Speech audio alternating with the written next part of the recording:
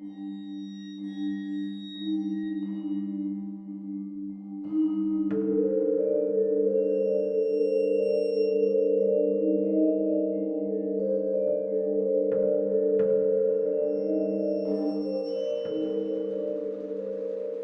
listening to Zombie History.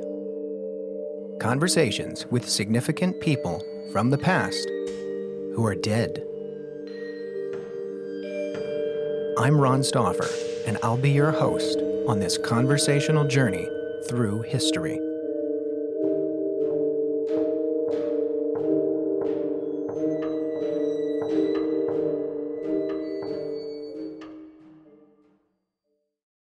In this episode, I'll be interviewing Evel Knievel, the ultimate stuntman and crazy psycho who defied death on a daily basis. Over and over, he zoomed his motorcycle at great speed up ramps and flew through the air, over rows of cars and even school buses, often crashing and breaking multiple bones in the process. Yet, somehow, he never died from his wounds. In this interview, we're both sitting in an empty arena right after he completed yet another wild motorcycle stunt. In this case, no cigars are needed. There's plenty of smoke still lingering in the air from all the pyrotechnics that exploded and from his motorcycle's tailpipe. Let's see what he has to say about what he does, what drives him to do it, and why he never stopped his crazy stunts despite all the pain and suffering. Ladies and gentlemen, Evel Knievel. All right, let's get started. First of all, what is your real name, and how did you get this crazy nickname, Evel Knievel? Well, my real name's Robert Craig Knievel, but the nickname Evel came from a night I spent in jail back in Butte, Montana. They threw me in the same cell as a guy named Awful Knofel. The jailer thought it was funny to call me Evel Knievel to match him. It stuck, and the rest is history. Wait, what? Hold on. You were in jail? For what? Oh yeah, that story always gets a reaction. I did spend a night in jail back in Butte, Montana when I was a young guy. It wasn't for anything too serious, just a little mischief. I got picked up for reckless driving, which shouldn't surprise you given who I am. I was always a bit of a wild one, even before the stunts. The jailer that night stuck me in a cell with a guy named Awful Knofel, and he thought it'd be funny to call me Evel Knievel to match the rhyme. It stuck, but I changed the spelling to Evel later because I didn't want to sound like a full-blown villain. It's kind of fitting, though. I've always been a little on the edge of what's right and wrong, daring the world to keep up with me. Did you have any other scrapes with the law throughout your lifetime? Oh, I had my fair share of run-ins with the law over the years. No doubt about it.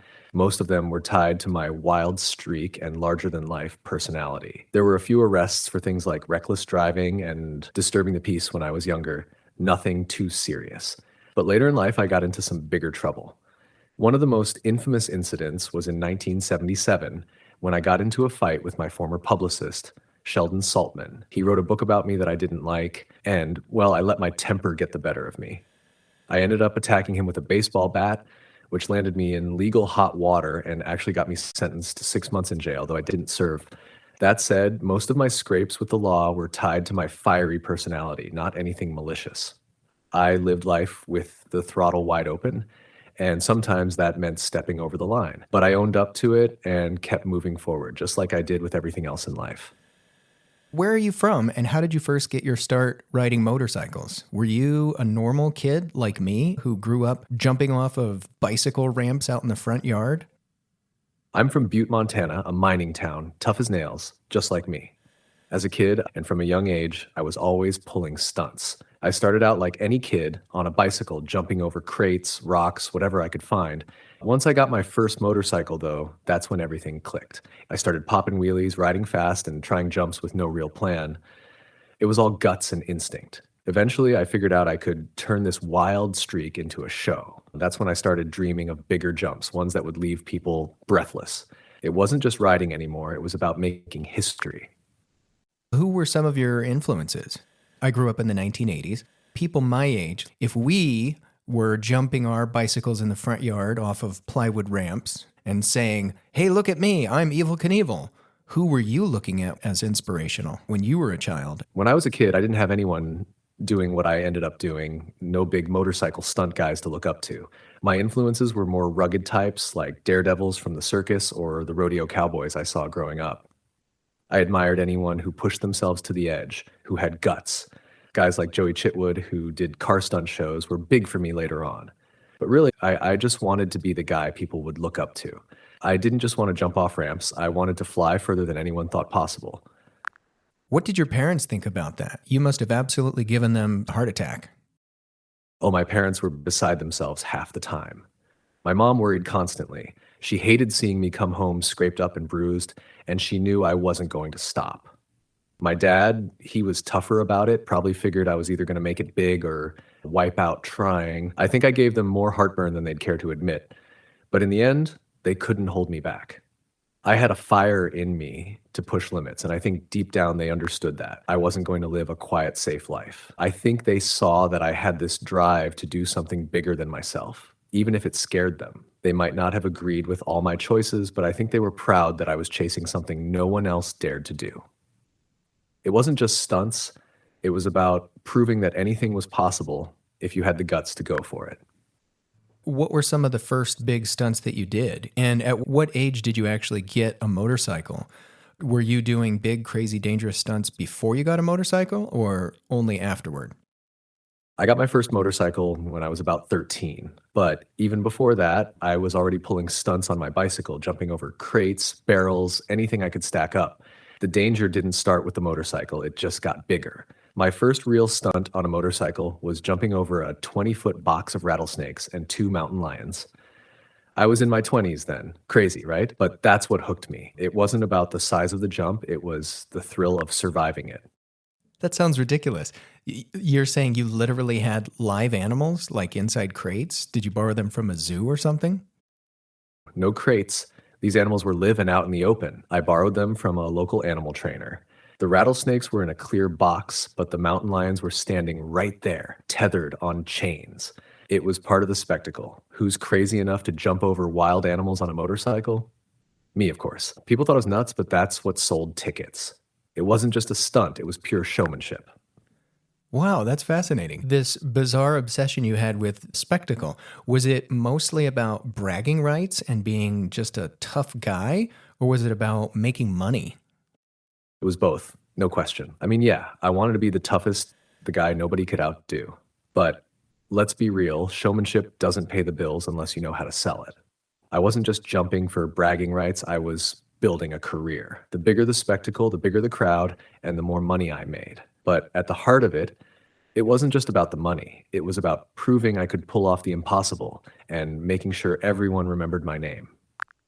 At what point did you start charging? Did you say you were 13 when you started doing these crazy jumps on your motorcycle? Were you charging people money for that? No, I wasn't charging people at 13.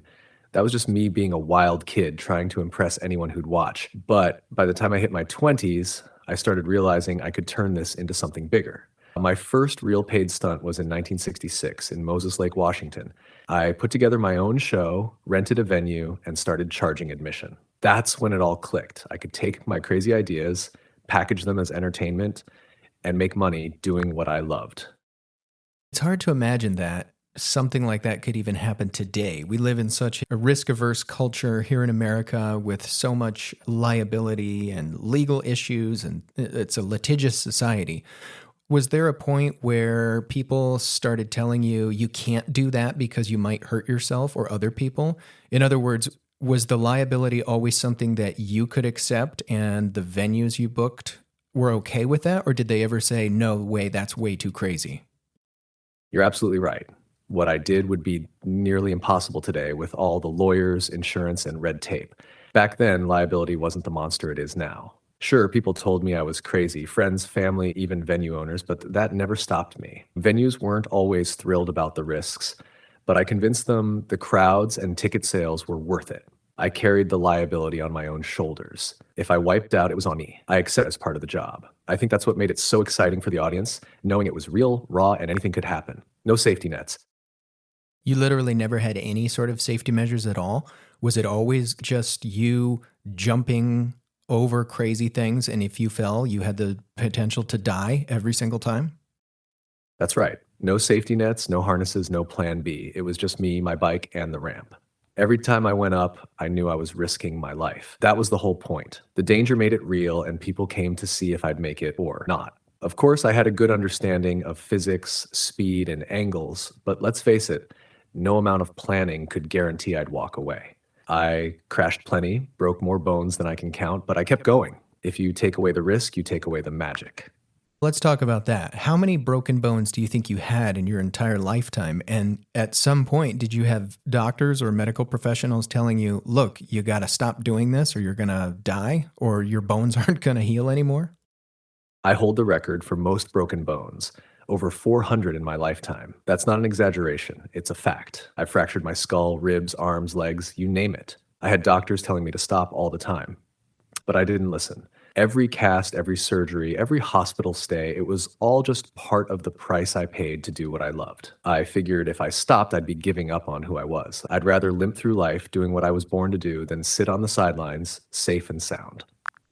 That's crazy. What was the average recovery time you needed each time you fell down and broke your bones? And how many bones did you typically break when you did crash? The recovery time really depended on the crash. Sometimes I'd be back at it in a few weeks, other times it took months.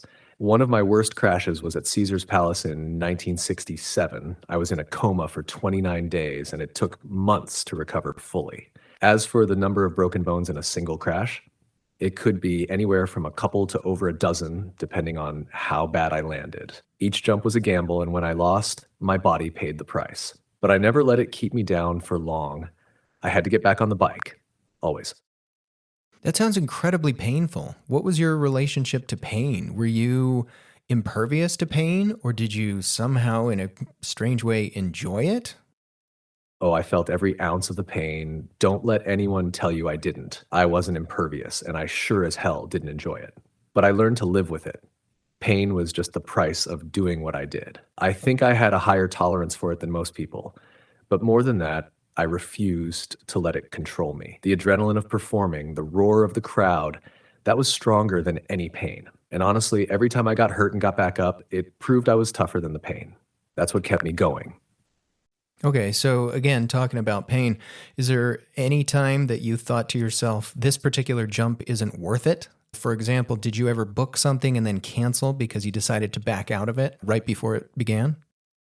No, I never backed out of a jump once it was booked. That just wasn't in my DNA. Even if I was hurt, even if the conditions weren't perfect, I went through with it.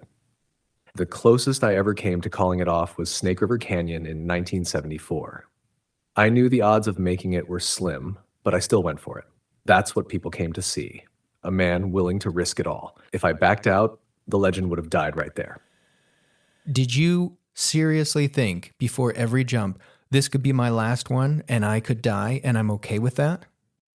Absolutely, every single time. I knew the risks better than anyone. Before every jump, I'd think, this could be it.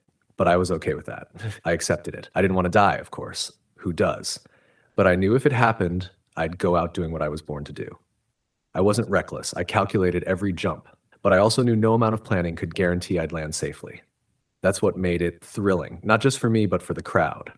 The possibility of death gave it meaning. If I was going to live, I wanted to live all in.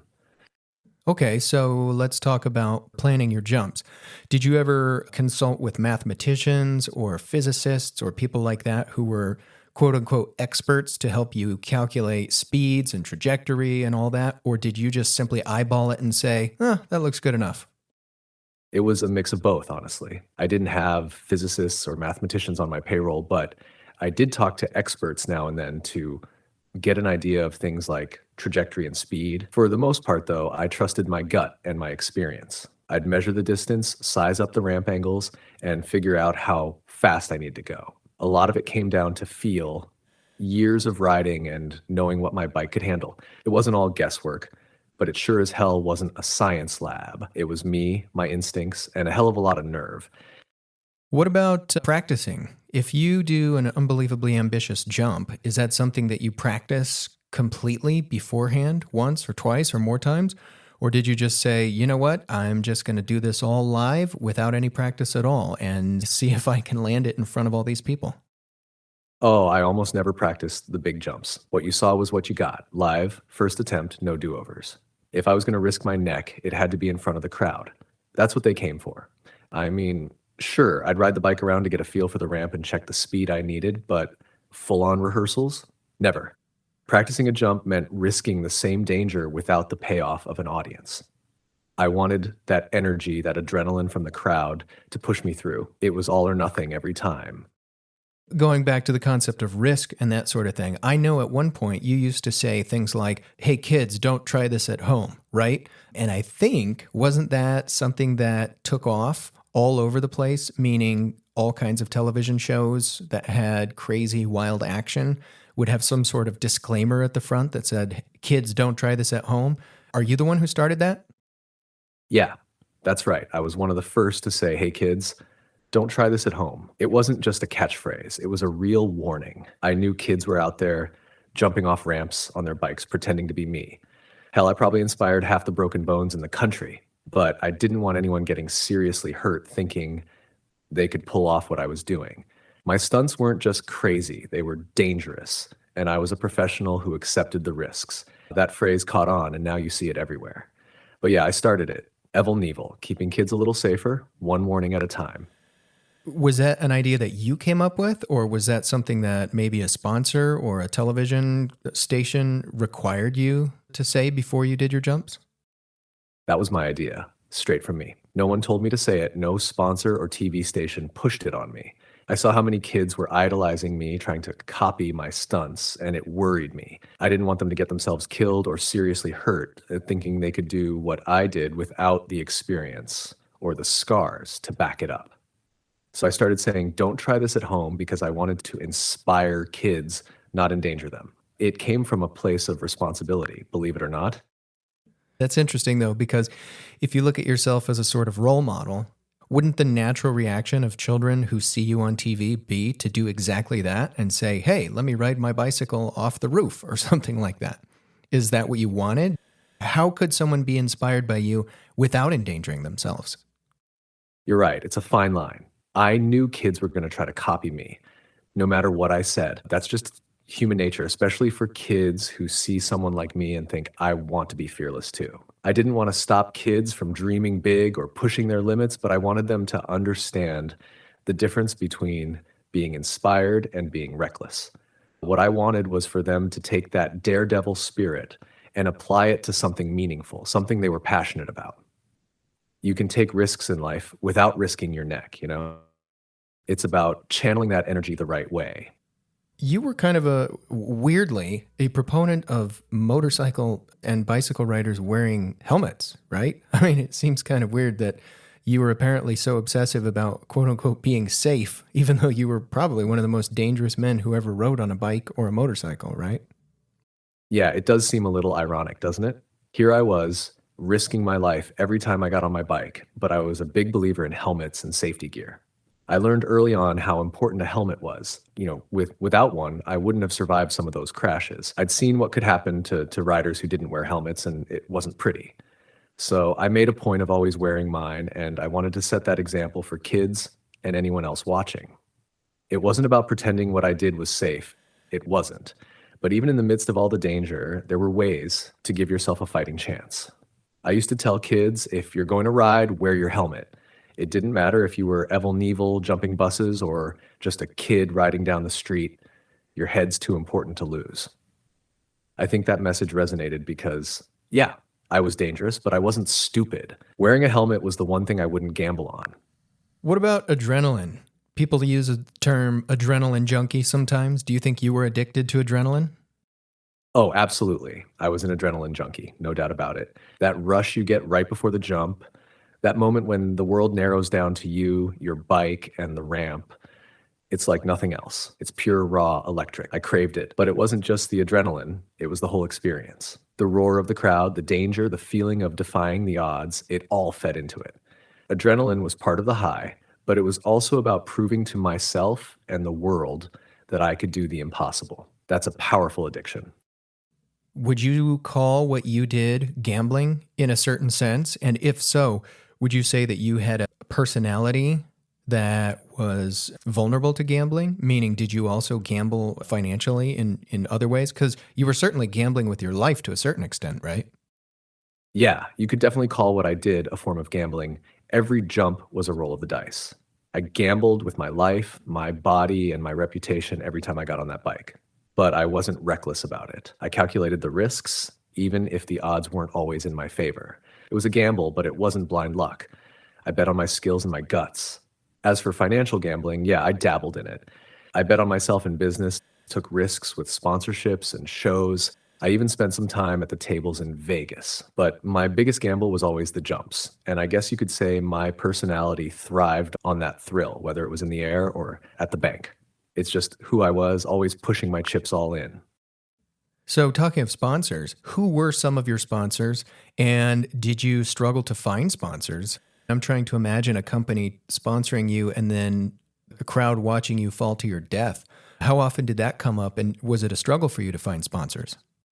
Finding sponsors wasn't always easy, especially early on. I mean, who wants their name tied to a guy who might not walk away from his next stunt? But once I proved I could draw a crowd and get people talking, sponsors started lining up. Some of the big names included Harley Davidson and Ideal Toys. They made that Evel Knievel stunt cycle that every kid had in the 70s. That thing was a gold mine. Still, some sponsors were nervous about the risks. They didn't want their brand associated with a fatal accident. I had to sell them on the spectacle, the excitement, and the fact that people couldn't look away. They weren't just backing a guy on a motorcycle. They were backing a legend in the making. But yeah, every jump carried that risk, and not every sponsor had the stomach for it. Were there any things that you tried to do, but sponsors said, we're not going to support you in? Or were there any venues that said, we're not going to allow you to do that here on our property? Oh, definitely. There were times when sponsors or venues flat out refused to get involved. Some jumps were just too risky or too wild for them to want their name attached. For example, a few sponsors backed out of the Snake River Canyon jump. I mean, strapping myself into a rocket-powered bike to leap a canyon? That was too much for some folks. They didn't want to deal with the potential fallout, literally and figuratively, if I didn't make it. As for venues, yeah, I had a few turn me down, especially early on. Some were worried about liability or didn't believe I could pull off the stunts. Others thought the spectacle was too crazy or dangerous for their crowd. But for every no, I found someone willing to take the gamble with me. If a venue or sponsor didn't believe in the dream, I kept moving until I found one that did. That's how I kept the show rolling. Okay, let's go into your mind a little bit. If you would, put me inside your brain. Give me two scenarios. Let's say you've just landed a jump and you succeeded and you're feeling good. What did that feel like for you? And then conversely, take me there to that moment when you failed as well. What did that feel like? All right, let's start with the success. Picture this. I've just landed the jump, the bike hits the ground perfectly, and I keep it upright. The roar of the crowd is deafening, and every ounce of fear and doubt melts away. It feels like I've just conquered the impossible. My heart's pounding, my body's electric, and there's this rush, this overwhelming pride that I did what no one else dared to do. It's like flying and landing safely on the edge of a cliff. Nothing in the world compares to that moment. Now for the failures. Imagine the opposite. I'm midair, and I already know I'm not going to make it. There's this split second of dread, knowing the landing's going to hurt like hell. When I crash, it's instant pain. Bones breaking, the bike slamming down, the crowd gasping. Lying there, I'd feel the weight of failure. Not just the physical agony, but knowing I let down the people who believed in me. But even in that pain, part of me would think, I'll get up, I'll heal, and I'll do it better next time. The failures hurt, but they fueled me just as much as the successes. I saw a video of you one time where you crashed at some county fair or something like that. And then you were helped up to a microphone and you said into the microphone, "This is the last time I'm ever doing this again. I will never, ever get on a bicycle ever again. I'm retired." That didn't actually turn out to be true, right? You're talking about my famous retirement speech. That was in 1972 at the Cow Palace in Daly City, California. I just crashed hard trying to jump over 13 cars, and I was banged up pretty bad. They handed me the microphone, and I said, "This is the last jump I'm ever going to make. I'll never, ever, ever jump again. I'm through." Of course, that didn't stick. I think I meant it in the moment. I was in pain, frustrated, and probably a little embarrassed. But once I healed up, the itch came back. I couldn't stay away. Jumping was who I was, and as much as I swore I'd quit, I couldn't imagine my life without it. So, yeah, I got back on the bike and kept going. Some things are just too big to walk away from. Let's talk about family for a minute. I'm trying to imagine what would it be like to be a part of your family. Were you married at any point in time? Did you have kids? What did your parents, your wife, or your children, if you had any, what did they think about what dad does for a living? Oh, family was always a big part of my life, though it wasn't easy for them. I was married twice. My first wife was Linda, and we had 4 kids together: Kelly, Robbie, Tracy, and Alicia. Later, I married Crystal. Being Evel Knievel's family meant living with a lot of worry and uncertainty. My parents, as I mentioned, thought I was nuts. My wives, they had to deal with me being gone a lot, risking my life for a living. And let's be honest, I wasn't the easiest man to be married to. My kids had mixed feelings. They were proud of me, sure, but it's not easy watching your dad crash and end up in the hospital over and over. Robbie, my son, followed in my footsteps and became a daredevil himself, so I guess he understood me better than anyone. But I think deep down, they all knew I wasn't just doing it for me. I was doing it to give them a better life. That doesn't make the worry go away, though, and I'll admit, I put them through a lot. Being Evel Knievel wasn't just my life, it was theirs too. Your son Robbie became a daredevil as well. Did you want him to follow in your footsteps? Was that your idea, or did you encourage or discourage him at any point in time? Ah, Robbie. He was a chip off the old block. I didn't push him into being a daredevil, but I wasn't surprised when he chose to follow in my footsteps. It's in the blood, you know? He grew up watching me, traveling with me, and seeing the crowds, the jumps, and the excitement. I think it just got into his soul. I didn't exactly encourage him, though. I knew the risks better than anyone, and as a father, I didn't want to see him go through the same pain and injuries I did. But at the same time, I respected his choice. When he decided to take on the daredevil life, I gave him advice and tried to prepare him for what it meant. Not just the glory, but the hard knocks that come with it. He made a name for himself, and I'm proud of what he accomplished. Robbie carried on the Knievel legacy, and he did it his way, which is all a father can ask for. I'm trying to think back of all the jumps I've seen, either in photographs or videos. What were some of your biggest jumps, and how many total school buses or semi trucks did you jump over? What would you say some of your proudest moments were in terms of your biggest daredevil stunts ever? The big ones. Some of my most famous jumps were the ones that really pushed the limits. One of the biggest was in 1975 at Kings Island in Ohio. I cleared 14 Greyhound buses, which was a world record at the time. That's one I'm especially proud of. Another iconic jump was Caesar's Palace in 1967, where I tried to jump the fountain. I crashed spectacularly, but that one put me on the map. As for school buses, in 1974 at the Canadian National Exhibition in Toronto, I jumped 13 of them. Semi-trucks, I jumped them too, though the number didn't quite match the buses. My proudest moments weren't always about the distance, though. They were about proving people wrong. Snake River Canyon was one of my boldest stunts. I didn't make it across, but launching myself over a canyon in a rocket-powered bike, that's the kind of crazy dream that defined my career. Success or failure, those big moments are why people still talk about me today. Talk about your bike for a minute. I think you mentioned it was a Harley Davidson. Is that right? And if so, how much was it modified? And was it, specially outfit with a miraculous amount of shocks, things like that to help absorb the blow? Or was it a pretty standard motorcycle? Yeah, I rode a Harley Davidson XR 750 for most of my jumps, and let me tell you, that bike was a beast, but not because it was heavily modified. The XR 750 was originally designed as a flat track racing bike, so it wasn't made for jumping, let alone landing from insane heights.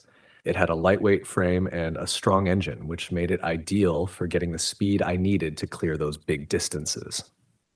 As for modifications, there weren't a lot. The shocks were beefed up a bit to handle the landings, but nothing miraculous, I'll tell you that much. Honestly, the bike wasn't built for what I put it through, and that's part of what made it so dangerous. I had to rely on my skill, balance, and sheer guts to land safely. People think I had some kind of magic setup, but the truth is it was just me and a bike that probably didn't want to be doing what I made it do. That's part of what made the jump so thrilling and so risky. Were there any things that you tried where you failed and then tried again? Or typically, if you failed, did you just say, you know what, I'm not going to do that jump again, I'm going to do a different one? If I failed a jump, I usually didn't go back and try it again. My philosophy was to keep moving forward. There were always bigger and better jumps waiting for me. For example, when I crashed at Caesar's Palace, I didn't go back to try that fountain jump again. It was part of the story, part of the legend, and I felt it was better to leave it as it was and focus on the next challenge. That said, I didn't let failure stop me from pushing the limits. If a crash taught me something like needing more speed or a better ramp angle, I'd apply that to the next jump. Every failure was a lesson, but I didn't dwell on it by repeating the same stunt. I was always chasing the next big moment, not trying to rewrite the last one. Was there anything that was too scary? Did people ever challenge you to do something that you decided not to? Or did you ever initially start planning a particular jump and then saying, no, never mind, I'm not going to do that? There wasn't much that scared me outright, but I wasn't stupid either. If something seemed impossible or just plain suicidal, I'd turn it down or adjust the plan. One example was the Grand Canyon. People challenged me to jump it, and I seriously thought about it, but the logistics and risk were too much. That's how Snake River Canyon came about. It was my way of taking on a similar challenge, but within reason, my version of reason. I never backed out once a jump was booked, but during the planning stages, if something didn't feel right or the math didn't add up, I'd call it off or change the stunt. It wasn't about fear. It was about knowing my limits and respecting the challenge. I had guts, sure, but I wasn't looking for a death sentence. If I was going to risk it all, I wanted at least a fighting chance. Is there anything you said you wouldn't do, just categorically, like you would not do a particular kind of jump or anything like that? Yeah, there were a few things I wouldn't touch, even with my reputation for pushing limits. For one, I wasn't interested in jumping off buildings or anything where I couldn't land on solid ground with my bike. I was a motorcycle jumper, not a base jumper. I needed a ramp and wheels under me. That was my style. Another thing I stayed away from was underwater stunts or anything involving serious fire hazards. I wasn't about gimmicks. I wanted the focus to be on the sheer audacity and skill of the jump itself. So if a stunt felt more like a circus trick than a true Evel Knievel challenge, I wasn't interested. It had to be big, bold, and real, or it wasn't worth doing. How did you charge for that? Did you sell tickets to just your event by itself? Meaning, was it a standalone thing, kind of like a concert where people would buy a ticket just to come see you? Or were you an act in a bigger sort of circus or fair or something like that? Because I'm trying to imagine spending money on a ticket and then watching you, by the time you actually hit the ramp, your stunts were over in like 4 or 5 seconds, right? You're right. My jumps were over in seconds, but the build-up and the show were what made it all worth the ticket price. Early in my career, I was often part of bigger events like fairs, rodeos, or even circus-type acts. Those venues brought in the crowds, and I was the headliner that people remembered long after the event was over. As I got bigger, though, my jumps became standalone events.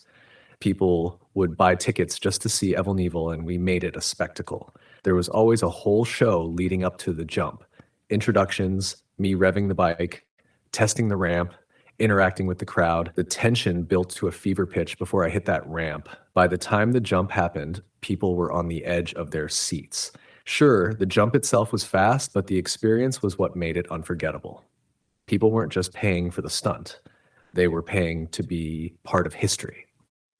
On that note, did you become wealthy? I mean, were you a multimillionaire? Was this a very high-paying career choice for you? And how did you afford all those horrible medical bills too? Did that eat into your earnings a lot? I made a lot of money in my career, millions for sure.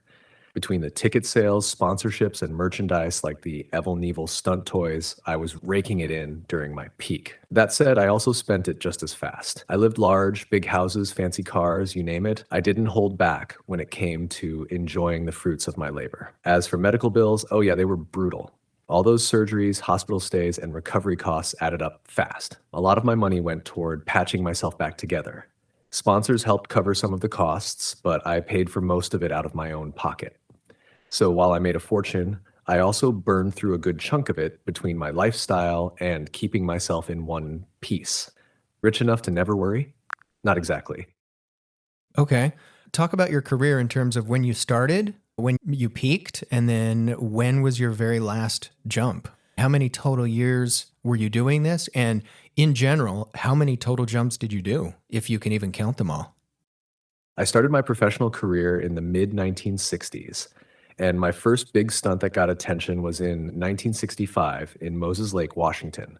My peak came in the 1970s when I was at the height of my fame, pulling off huge jumps like Snake River Canyon and the 14 buses at Kings Island. That was when I was everywhere: TV, toys, you name it. As for my last jump, that was in 1980 in Puerto Rico. I tried to jump over a tank full of sharks, but it didn't go well. I crashed and broke more bones. After that, I officially retired from jumping. So I was actively jumping for about 15 years. As for the number of jumps, I couldn't give you an exact count, but it's easily in the hundreds. Some were small shows, others massive spectacles, but every single one of them added to the legacy. It was a wild ride, start to finish. I think you just said Puerto Rico, right? Obviously, in America, you were kind of, in a sense, a uniquely American institution, right? I mean, you're almost a homegrown American superhero. But I wonder about overseas. Did you travel overseas to Asia or South America or places like that? What was your international reputation? Yeah, you're right. I was definitely a homegrown American phenomenon. The red, white, and blue on my jumpsuit said it all. But my reputation did stretch far beyond the US. I had fans all over the world, and people everywhere knew the name Evel Knievel. I did a few international shows, mostly in Canada and Europe, but I didn't jump as much in places like Asia or South America. Logistically, it was tough to set up those big events overseas. That said, my stunts were broadcast internationally, and the Evel Knievel toys were a huge hit worldwide. My legend spread even if I didn't perform in every corner of the globe. People everywhere admired the daredevil spirit, and I think that made me kind of a universal symbol of guts and glory, even if most of the action stayed on American soil. Let's talk for a minute about other famous quote unquote daredevils or even just people who did their own stunts. You watch the movie The Great Escape with Steve McQueen, for example. I think they made a pretty big deal about Steve McQueen's doing his own stunts on his motorcycle, which is impressive in its own right, but is nothing like what you did, right? What were some of the other folks doing, let's say, before what you did and perhaps after what you did? Or were you the only one who ever did such crazy jumps and stunts and stuff like that? Did you have an influence on, say, Hollywood and stunt actors? Oh, there were definitely other daredevils and stunt performers before and after me, but nobody did it quite like I did. I mean, guys like Steve McQueen, sure, he was famous for doing some of his own stunts, like in The Great Escape. He was a hell of a rider, no question, but he wasn't out there risking his neck the way I was with massive jumps over buses and canyons. Hollywood stunts, as impressive as they are, usually have safety nets, literally and figuratively. What I did was live raw and without any guarantees. Before me, you had folks like Joey Chitwood, who was known for his car stunt shows. He influenced me a bit, but his stunts were more controlled. After me, there were people like my son, Robbie Knievel, who carried the torch and pulled off some big jumps of his own, including successfully jumping the fountains at Caesar's Palace, something I didn't pull off. And then, of course, you've got modern daredevils and extreme sports athletes doing insane things like the guys in freestyle motocross. I think I helped bridge the gap between traditional stuntmen and the spectacle driven, risk taking athletes you see today. My stunts inspired Hollywood to go bigger, and my name became shorthand for anyone taking a crazy risk. I wasn't the only daredevil, but I set the bar for what it meant to put it all on the line. What are some things, you already mentioned some, but develop that a little bit more. What are some things that we could see today in 2024 that are absolutely, unequivocally a direct result of your influence? You can see my influence everywhere in extreme sports and daredevil culture today. For starters, events like X Games wouldn't exist without the groundwork I laid. Freestyle motocross, where riders do insane backflips and tricks midair, that's a direct evolution of the stunts I did. Those guys are using modern bikes and ramps, but the spirit of pushing boundaries and wowing crowds comes straight from what I started. In pop culture, anytime someone does something risky and they're called an Evel Knievel, that's my legacy right there. You've also got action movies with bigger stunts than ever, many of which owe a debt to the spectacle I brought to live performances.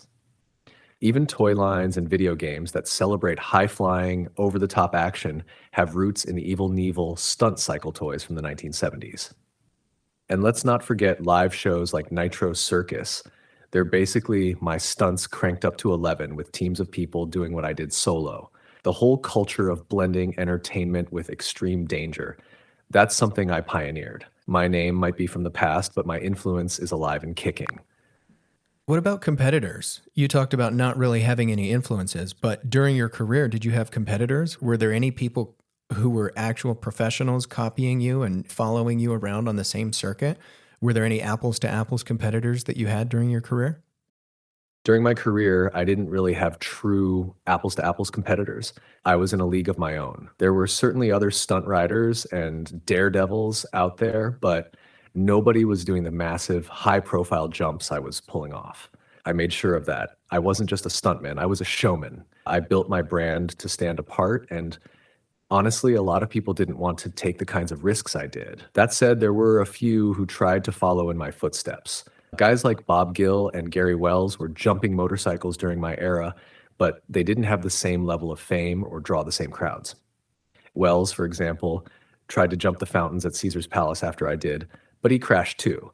And then, of course, there was my son, Robbie Knievel, who became a daredevil in his own right later on. He was more of a successor than a competitor, though.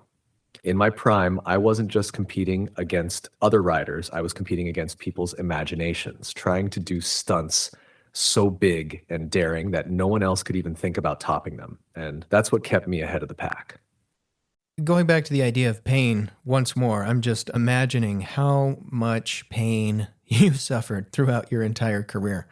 This is a two-part question. First of all, did you have permanent damage to certain parts of your body? Meaning, did you walk with a limp, things like that? And then the second part of that question is, were you on painkillers basically all day, every day for your entire life? Yeah, I carried the scars and damage from my career for the rest of my life. Permanent injuries? Absolutely. I had metal pins and plates all over my body. My back, hips, and legs took the worst of it, so I did walk with a limp, especially as I got older. My hands were busted up too, so even simple things like gripping became tough. My body was a map of every crash and every crazy stunt I'd ever done. As for painkillers, yeah, they became a big part of my life, especially after the worst injuries. When you've broken hundreds of bones and had more surgeries than you can count, the pain doesn't just go away. I relied on painkillers a lot during and after my career, but I won't sugarcoat it. It wasn't just about managing the pain. There were times when it became a problem. It's tough to live with that much damage and not fall into the trap of relying on medication to get through the day. Pain was my constant companion, but I tried not to let it define me. It was part of the price I paid to be Evel Knievel.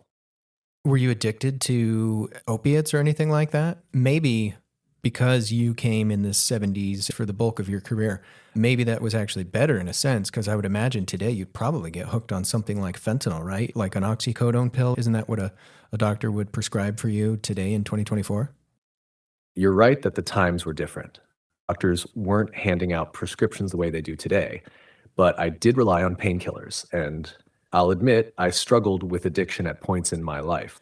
Back then, it was mostly things like codeine and morphine, strong stuff, but not the ultra potent drugs like fentanyl you see today. If I were doing this in 2024, yeah, there's a good chance doctors would be giving me things like oxycodone or even fentanyl after some of those injuries. And honestly, that kind of access could have made things much worse for me. The thing is, I wasn't just treating physical pain, I was also dealing with the toll it took on me mentally. Being Evel Knievel came with pressures that were hard to handle, and painkillers became an escape from all of it. I tried to keep it under control, but there were definitely times when it got the better of me. In today's world, with how much stronger and more addictive those drugs are, I might not have been so lucky to come out on the other side.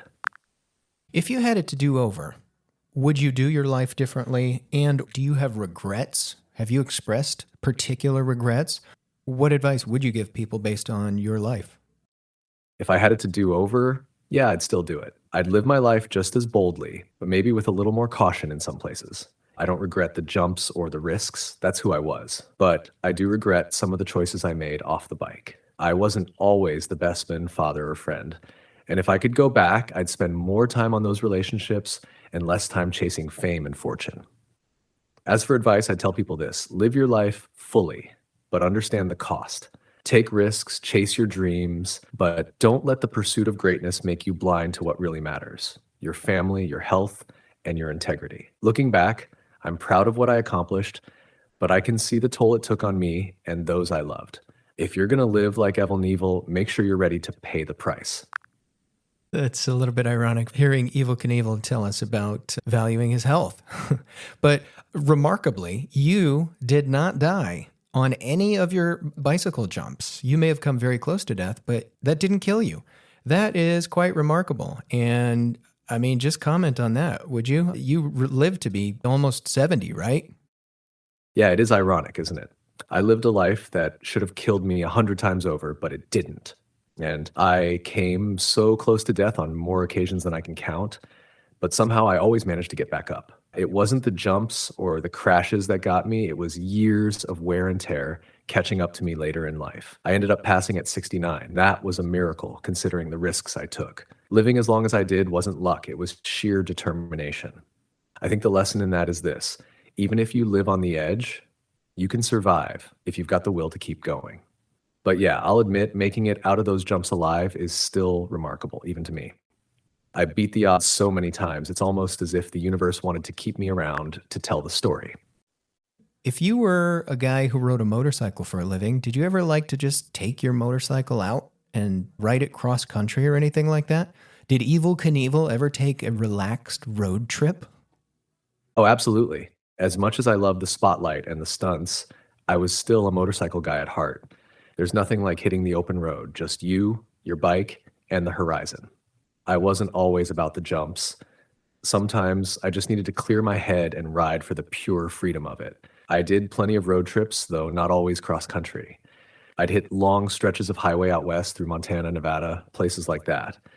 Riding without the pressure of a crowd or a ramp was a whole different kind of joy. It reminded me why I fell in love with motorcycles in the first place. No stakes, no risks, just the wind in my face and the sound of the engine. For a guy who lived his life on the edge, those quiet rides were a way to recharge my soul. That sounds fun. Let's say you didn't grow up to be Evel Knievel and you were just Robert Knievel, a normal Montana guy, and you didn't get into daredeviling at all. What would you have done differently? In other words, if Evel Knievel were just a normal dude, what would he have done?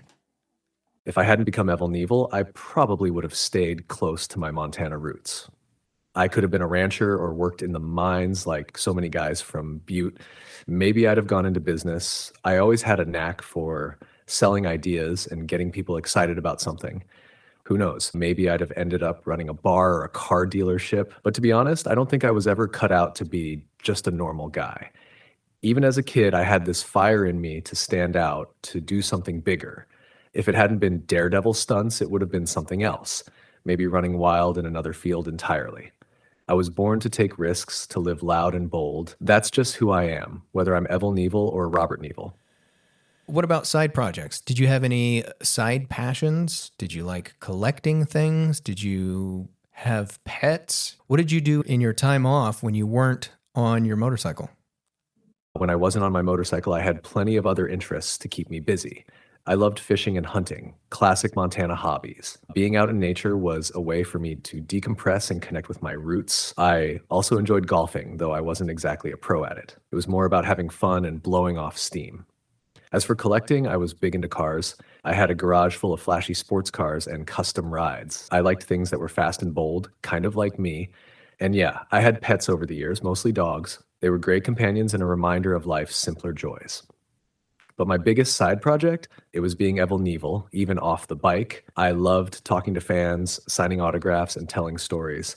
Whether I was at home or on the road, I was always working on building my legend. That was as much a part of me as the stunts themselves. What did you do in all that downtime? I'm just imagining how many days, weeks, and months collectively you spent in the hospital. Did you watch a lot of TV or read a lot of books? What did you do when you're just lying there in bed for 8 hours, 10 hours, 12 hours a day, doing nothing but recovering and feeling your bones mend? Oh man, I spent way too much time laid up in hospital beds, I'll tell you that. When you're stuck like that, you have to find ways to keep your mind busy or you'll go nuts. I watched a lot of TV, especially Westerns, shows like Gunsmoke and Bonanza. I love the old cowboy spirit of those stories, probably because I saw myself as a modern day cowboy, just trading a horse for a motorcycle. As for books, I wasn't a big reader, but I did enjoy stories about adventure and daring men, stuff that mirrored my own life. I read about other risk takers, explorers, and even some biographies. I liked reading about people who lived boldly, like General George Patton, but mostly I spent that downtime dreaming up my next stunt. Lying in a hospital bed gave me plenty of time to imagine the next big thing that would get me back on my feet and into the air. It kept me focused on what I do once I healed instead of wallowing in the pain. Let's talk about world records. You mentioned that you jumped over 14 Greyhound buses, which was a world record. Talk about any world records that you may have made and or world records that might still stand today, if any. Jumping 14 Greyhound buses at Kings Island in 1975 was a big one, and it set a world record for the longest motorcycle jump at the time. That was one of my proudest moments because it was a massive challenge, and the crowd was huge. Tens of thousands of people came to see it live, and millions more watched it on TV. As for records that still stand today, none of my distance records have held up. Riders with modern bikes and equipment have since beaten those numbers, especially in freestyle motocross. But what still stands is my record for the most bones broken, over 400 in my career. That's in the Guinness World Records, and it's not one anyone's in a hurry to break. The real record I think about, though, is the cultural impact. I don't know if there's been anyone else who's captured the world's imagination the way I did as a daredevil. That legacy is something no jump can outdo. What would a doctor say? Perhaps a psychiatrist or a psychologist, maybe back then during your time, and perhaps now with the additional understanding that we have circa 2024. What would a doctor say about your driving need to do all this crazy stuff? Was it healthy? Was it unhealthy? Is it a disorder? I mean, you were one in a billion, right? Is it just an extreme personality, or is there actually some sort of a mental disorder going on? That's an interesting question, and I'm sure a lot of doctors and psychologists then and now would have plenty to say about me. Back in my time, people might have just called me a thrill seeker or labeled me as someone with an extreme personality. Today, with what we know, they'd probably look at things like impulse control, risk tolerance, and maybe even addiction to adrenaline. Some might say I had traits of something like a borderline personality or even an addictive personality, given my need to keep pushing limits. But here's the thing, was it a disorder or was it just who I was? I think what set me apart wasn't that I had some kind of mental issue, but that I embraced what others might suppress. I wasn't afraid of failure or pain, and I channeled that into something extraordinary. Healthy? Probably not in the strictest sense. Breaking hundreds of bones and risking your life for a crowd isn't exactly what you'd call balanced, but it was a kind of purpose, and I think having that drive made me who I was. Whether you call it a disorder or just a rare personality type, I'd argue it gave the world something unforgettable. For somebody who had as many crashes as you did, we, at least in the 2020s, would tend to think, wow, that guy's brains got whacked around one too many times. Did you have any evidence that at some point in your life you may have had a traumatic brain injury of some sort? You're not wrong to wonder about that. Getting thrown off a motorcycle and crashing as many times as I did, my brain definitely took its fair share of hits. Back in my day, though, people didn't talk about things like traumatic brain injuries, TBIs, the way they do now. There was no such thing as concussion protocols or brain scans for athletes or daredevils. You got knocked out, you shook it off or tried to, and got back on the bike. Looking back, I'm sure I suffered concussions, maybe even TBIs, but they weren't diagnosed. I had memory lapses, mood swings, and sometimes struggled to concentrate. It's hard to say how much of that was the toll of the crashes versus just the stress and chaos of the life I lived. But yeah, if I were doing this today, there's no doubt doctors would have been keeping a close eye on my brain health. That said, I lived life full throttle, knowing the risks, and I never let the injuries define me. I'd bet my body and brain were both holding on by a thread at times, but I was too focused on the next jump to stop and think about it. What about your outfit? You mentioned before the red, white, and blue, obviously a very American outfit for a very American personality. Where did you come up with that idea? And I just now noticed the sort of cowboy connection. Who came up with that outfit, and did it change over the years, or were you pretty consistent with that? The red, white, and blue outfit was my idea. It was all about embodying the American spirit. I wanted to be a modern day cowboy, like you said, but instead of riding a horse, I was riding a motorcycle. The jumpsuit wasn't just about style, it was about creating a persona that was larger than life. The cape, the stars, the stripes, it was all designed to make me look like a superhero, an all American daredevil who could do the impossible. The outfit evolved a little over the years, but the core look stayed the same. Early on, it was simpler, more practical leather gear, but as I got bigger and more famous, I added the flash, rhinestones, fringe, and that iconic cape. It wasn't just for show, though, it became a part of my identity. People didn't just come to see a guy on a motorcycle, they came to see Evel Knievel, the living embodiment of boldness and freedom. The outfit was as much a part of the act as the stunts themselves. I'm thinking the whole red, white, and blue thing and the whole American connection and all that. And you rose to prominence during the Cold War, right? Maybe this is putting too fine a point on it, but in a way, were you some sort of embodiment of the American spirit of adventure and even almost space exploration or something like that? How did the Cold War and travel and exploration and daredevilry affect whatever you did, if at all? You're absolutely onto something there. The Cold War was all about competition, adventure, and proving who could push the limits further. It was a time when America wanted to show the world what it was made of. And I think I tapped into that spirit. My red, white, and blue jumpsuit wasn't just a costume, it was a symbol of American boldness, independence, and grit. Whether I was jumping buses or trying to leap Snake River Canyon, I was showing that Americans don't back down from a challenge, no matter how impossible it seems. There's definitely a parallel to space exploration. The moon landing happened in 1969, right in the middle of my rise to fame. People were watching astronauts push boundaries in the sky, and I was doing the same thing here on Earth. It was about taking risks, defying the odds, and inspiring others to dream bigger. Sure, I wasn't fighting the Soviets or building rockets, but I was part of that same spirit of proving that Americans could do the impossible. I think that's one reason I resonated so deeply with people during that era. I wasn't just a daredevil, I was a symbol of the times. I believe at some point in your life, didn't you become a Christian and almost become an evangelist of sorts, telling people about Jesus or speaking publicly in churches about your conversion?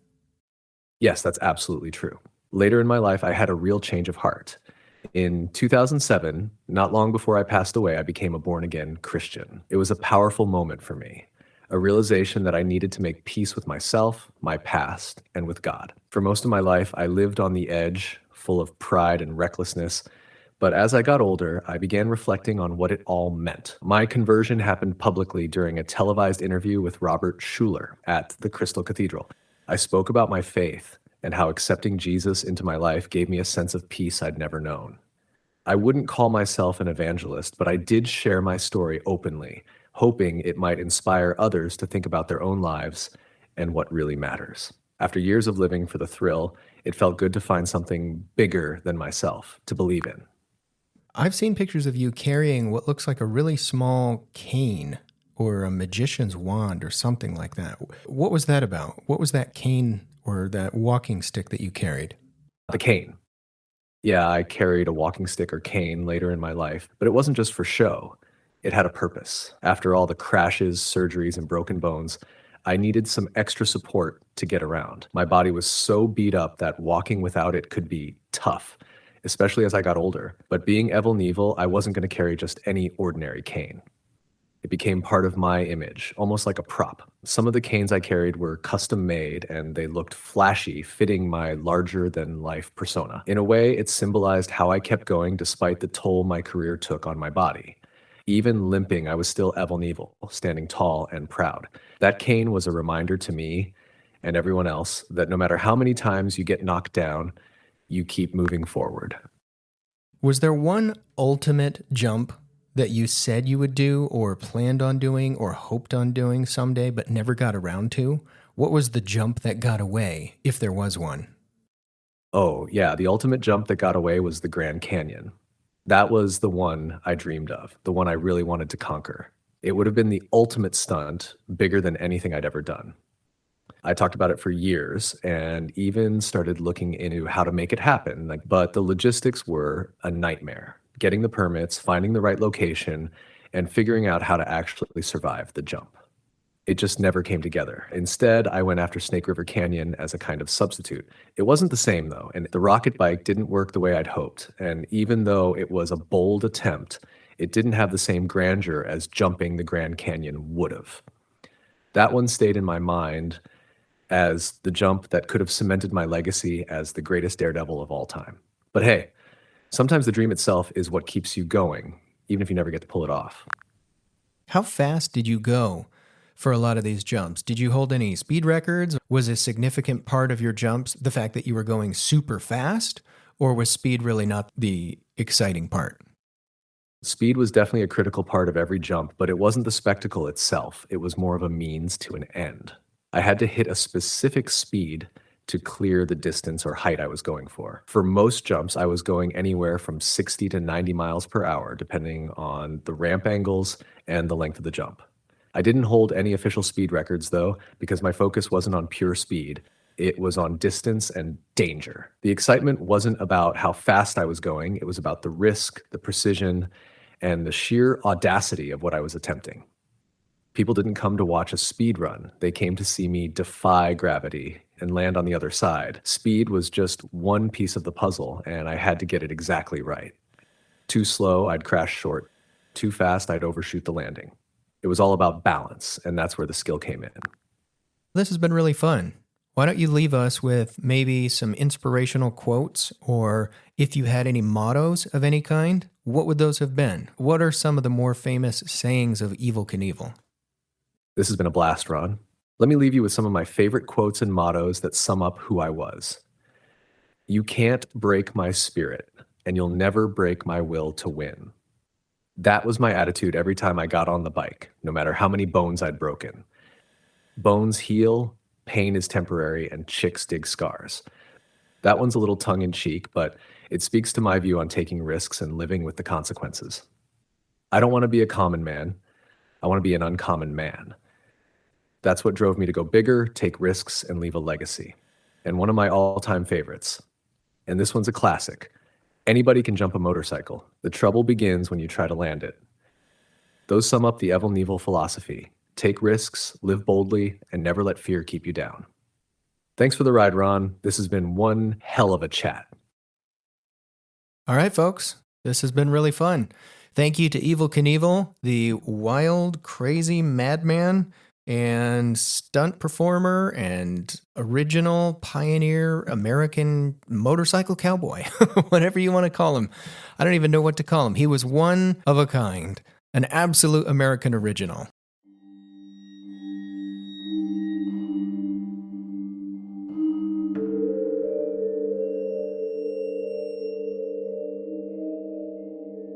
Thanks for listening to Zombie History, where we provide history lessons from beyond the grave. Feel free to rate and review this show wherever you listen to podcasts, and visit zombiehistory.com to see who else I can dig up from generations past and have a fireside chat with.